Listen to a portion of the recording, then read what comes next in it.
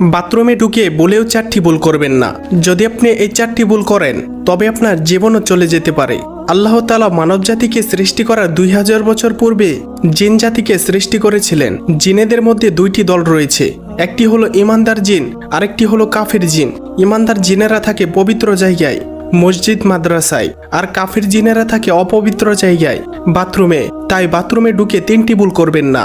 সেই 3টি ভুল কি তা জানার আগে আপনি যদি মুসলিম হয়ে থাকেন তাহলে ভিডিওটিতে একটি লাইক এবং চ্যানেলটি সাবস্ক্রাইব করুন এবং আপনার সুন্দর নামটি কমেন্টে লিখে যান। নাম্বার 1, বাথরুমে ঢোকার পূর্বে দোয়া পাঠ করুন।